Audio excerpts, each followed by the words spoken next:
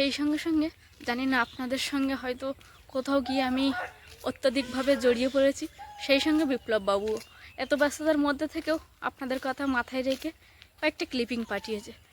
জীবন থেকে এক টুকরো সময় বের করে আমি আপনাদের সকলের সঙ্গে দেখা করতে চলে এলাম। আমি আছি বিপ্লব।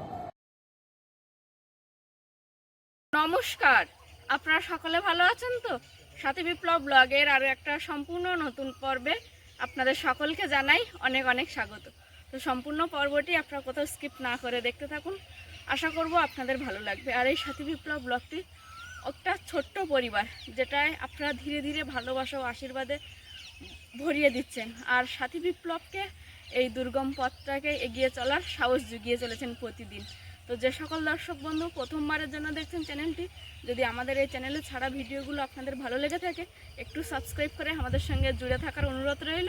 লাইক কমেন্ট শেয়ার করে আমাদের এই সম্পর্কটাকে আরও দৃঢ় ও মজবুত করুন। চলুন তাহলে পর্বটা শুরু করি।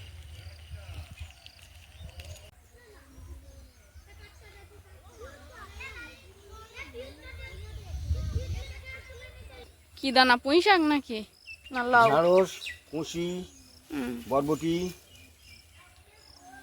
সব রকম দানা। সকল রকম 5 প্রকার।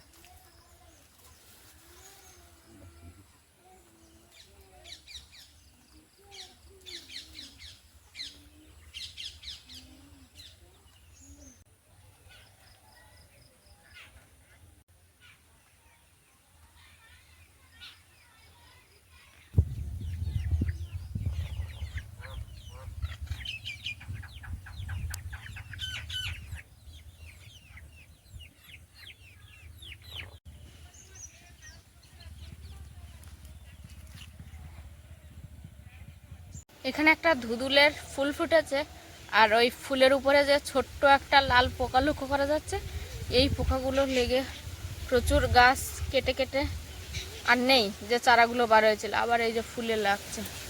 এরা মানুষের সান্নিধ্যে আসলে উড়ে যায়।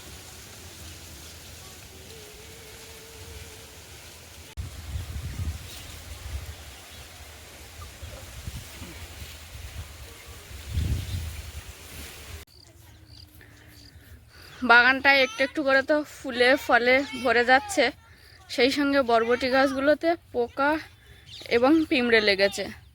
তাই ভাই এই যে স্প্রে করে দিচ্ছে ভালো করে, হ্যান্ড স্প্রে দিয়ে।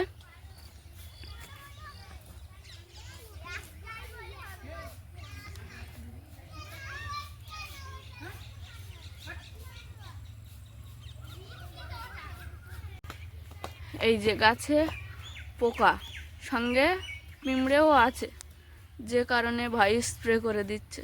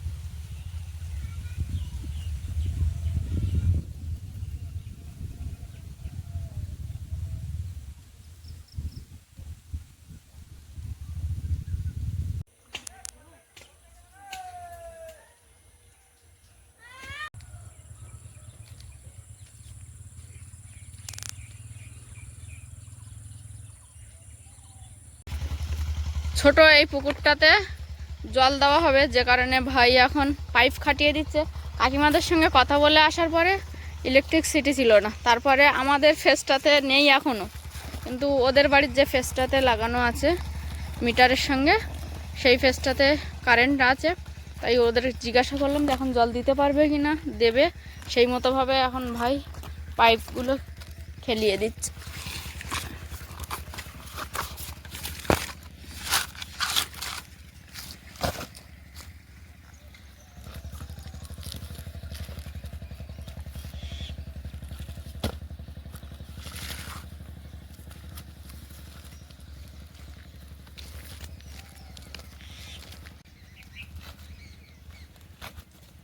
এই পাইপটা এখান থেকে নিয়ে গিয়ে এই রাস্তা বরাবর ওই কাকিমাদের যে শ্যালো লাইন আছে সেখানে নিয়ে যাওয়া হবে।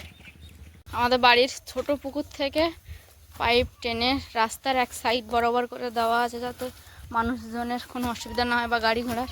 সেইখান থেকে পুরো পাইপ এই যে কাকিমাদের বাড়ির উপরে। এই যে পাইপটা রাস্তার এক সাইড বরাবর গেছে। এবার কাকিমাদের মেশিনের ধারে গিয়ে দেখছি অনেকটা পাইপ বেশি আছে। আমরা এদিকে আর একটু কম কম করে দিয়েছি, যদি ওদিকে পাইপ কম পড়ে দেখলাম না ওদিকে অনেকটাই বেশি।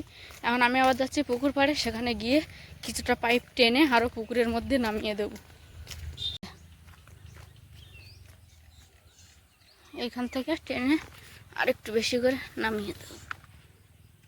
পাইপ খেলানো কমপ্লিট। ওদিকে লোডশেডিং হয়েছে, কারণ আকাশে আবার হঠাৎ প্রচণ্ড মেঘ করেছে। এই যে পুরো কালো হয়ে গেছে আকাশ। আমাদের ওদিকে পাইপ লাইন ফাটানো কমপ্লিট। এদিকে ঝিরঝির করে বৃষ্টি এসছে। আর আমাদের এই গ্রামাঞ্চলে একটু বৃষ্টি বা মেঘ হলেই সঙ্গে সঙ্গে লোডশেডিং হয়ে যায়।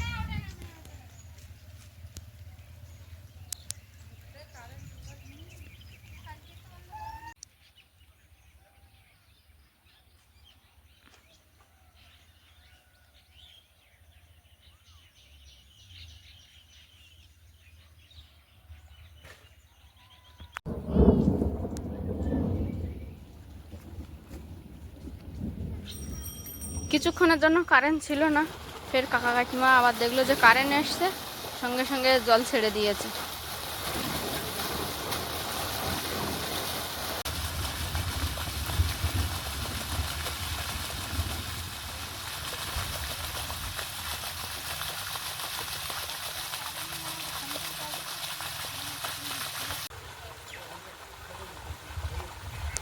আমরা ওদিকে পুকুরে জল দেওয়া স্টার্ট করেছি, আর কয়েক মিনিট হওয়ার পরপরই পুরো বৃষ্টি সাদা হয়ে আসছে, সেই সঙ্গে ঝোড়ো হাওয়া।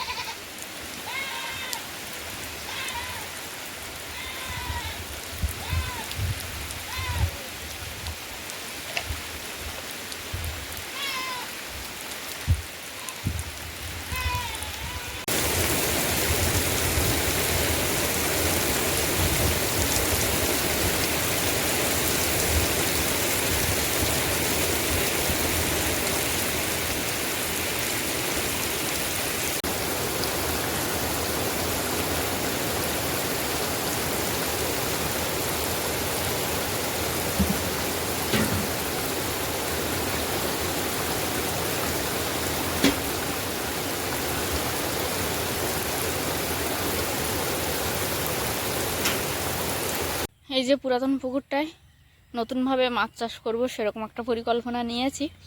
আর নেওয়ার পরে সব কিছু ঠিকঠাকই চলছিল। আজকে যেই জল দিয়েছি অমনি ভীষণ বৃষ্টি হয়েছে, সেই সঙ্গে ওয়েদারটাও খুব একটা ভালো না। আর যেহেতু জলটা মোটরে ওঠে, বিদ্যুৎ যখন চমকায় সেই সঙ্গে মোটরে একটা যোগসূত্র থাকে। তো কাকিমাকে বললাম, কাকিমা তুমি জলটা এখন বন্ধ রাখো, ওয়েদার ঠিকঠাক হোক, তারপর আবার জল দিয়ে দিও। বাই চান্স আমার পুকুরে অল্প একটু জল দিতে গিয়ে কাকিমা যদি অনেক বড় ক্ষতি হয়ে যায়, যে কারণে মানে আমাদের সব সময় কিছু না কিছু বাধা আসছে, তবে এটুখানি জানি উপরওয়ালার উপর ভরসা রেখেছি, উনি যেটাই করছে ভালোর জন্য করছে, হয়তো এর থেকে ভালো কিছু আমার জন্য সে রেখেছে, যার কারণে আজকের মানে যেই পুকুরে জল নিচ্ছি সেই প্রাকৃতিক দুর্যোগের কারণে ঝড় বৃষ্টি শুরু হয়ে গেছে। আর এখন বেরিয়েছি একটু কলের দিকে যাব জল আনতে। সেই সঙ্গে সঙ্গে জানি না আপনাদের সঙ্গে হয়তো কোথাও গিয়ে আমি অত্যধিকভাবে জড়িয়ে পড়েছি, সেই সঙ্গে বিপ্লববাবুও এত ব্যস্ততার মধ্যে থেকেও আপনাদের কথা মাথায় রেখে কয়েকটা ক্লিপিং পাঠিয়েছে, সেইগুলো দেখাবো। তারপরে আমি জড়িয়ে পড়েছি সেই কথাগুলো আপনাদেরকে বলবো। জীবন থেকে এক টুকরো সময় বের করে আমি আপনাদের সকলের সঙ্গে দেখা করতে চলে এলাম। আমি আছি বিপ্লব, সাথী বিপ্লব ব্লগের প্রত্যেকটা পর্বে আপনারা যেভাবে আমাদেরকে সাপোর্ট করছেন তার জন্য আমরা আন্তরিকভাবে ধন্যবাদ জানাচ্ছি আপনাদের সকলকে। আপনারা এভাবেই পাশে থাকুন। আর আমার পিছনে ব্যস্ততম কলকাতা মাথা উঁচিয়ে দাঁড়িয়ে আছে, সেই দৃশ্যটা একবার আপনাকে দেখাচ্ছি। আর দেখাবো সায়েন্স সিটি, ওই যে চলুন মানে সায়েন্স সিটি। আর এই দিকটা হচ্ছে মা ফ্লাইওভার, দাঁড়ান ভালো করে দেখাচ্ছি। সায়েন্স সিটি আর এই তার পাশ দিয়ে চলে গেছে মা ফ্লাইওভার। এই যে সম্পূর্ণ দৃশ্যটা দেখতে এরকমই লাগবে।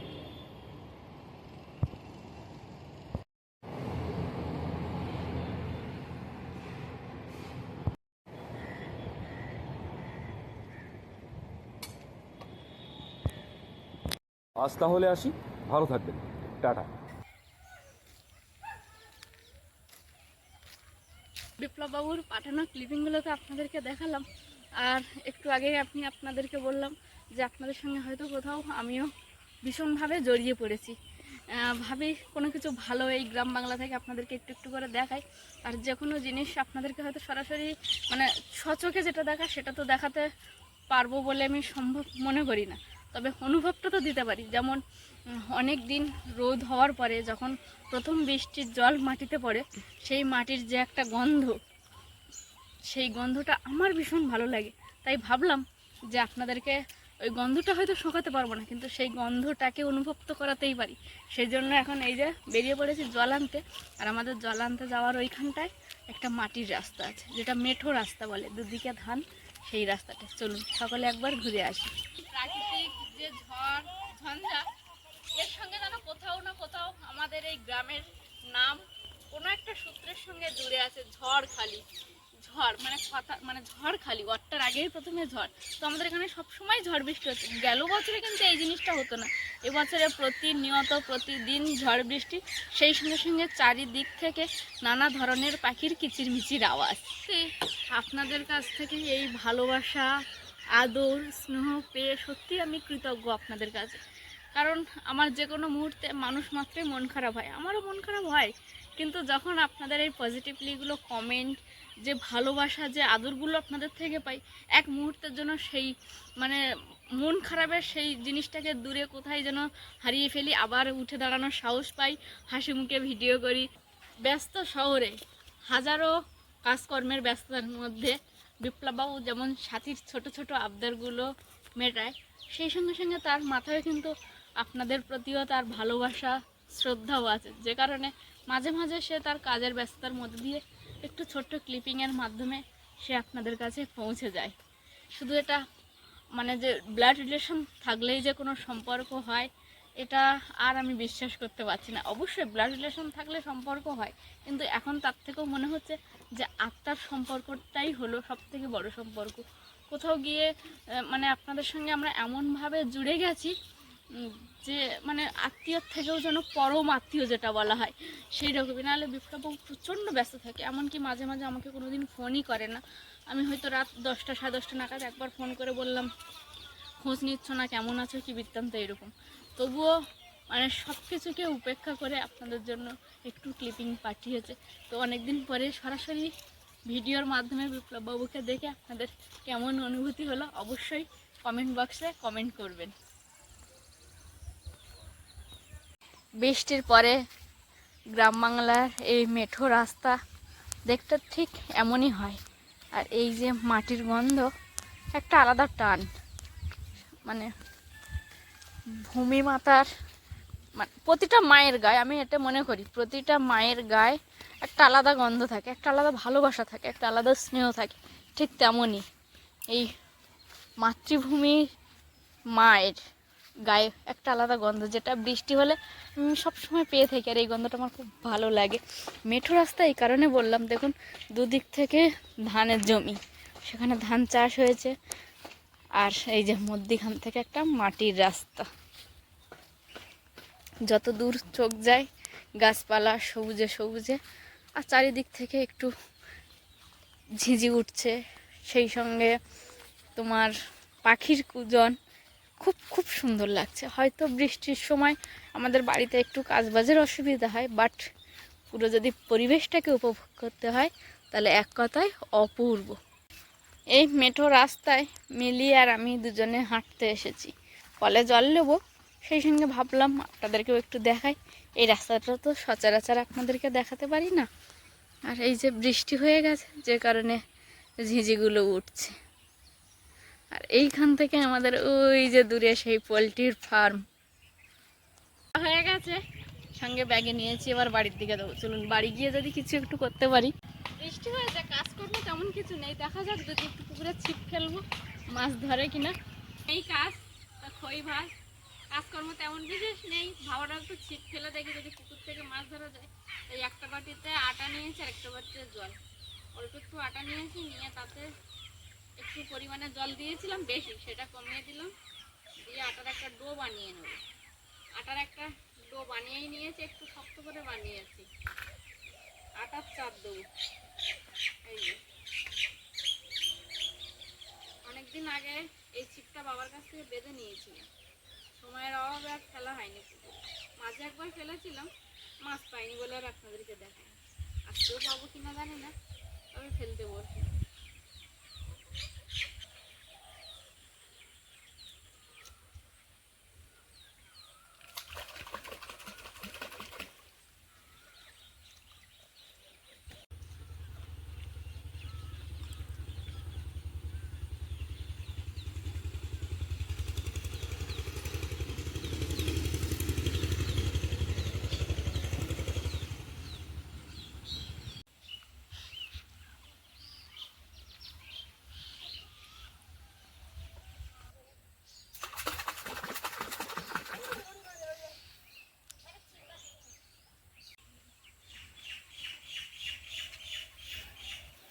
একটা পেয়েছি, কতক্ষণ ধরে বসে বসে বসে বসে একটা হয়েছে।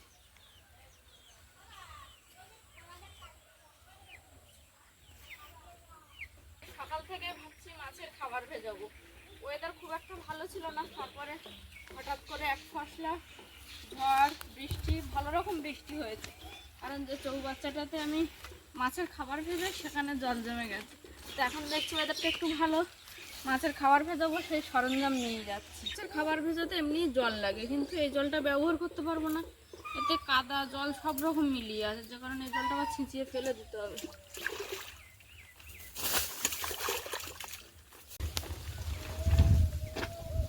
এই প্লাস্টিকটার মধ্যে যা জল ছিল ছিঁচিয়ে দিয়েছি, দিয়ে এই প্লাস্টিকটার উপরে আবার একটা লাল প্লাস্টিক দেবো।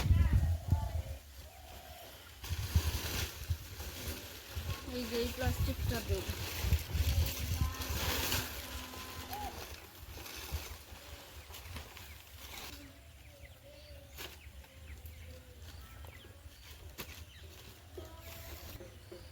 চারিদিকে এটা দিয়ে দিলাম, তার মানে পেপারে হাওয়া বাঁধবে না, হাওয়া বাঁধলে পেপারটা উড়ে যাবে, যে কারণে এভাবে চারিদিকে এরকম দিতে হয়।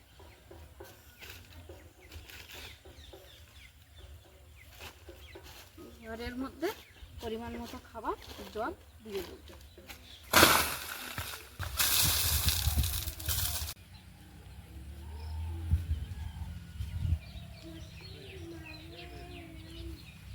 প্রতিবারের মতো একই পরিমাণে 2 রকমের খোল দিয়ে দিয়েছে, সেই পরিমাণে জল দিয়ে ভিজিয়ে রাখবো।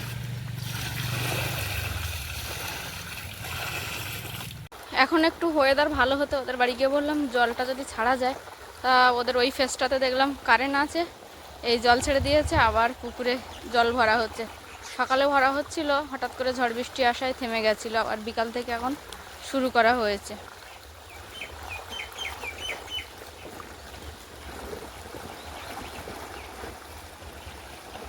আজ বৃষ্টির কারণে বাড়ি তেমন কিছু কাজবাজ হয়নি, আর যা কাজ কাজবাজ ছিল, তাড়াতাড়ি গুছিয়ে নিয়েছি।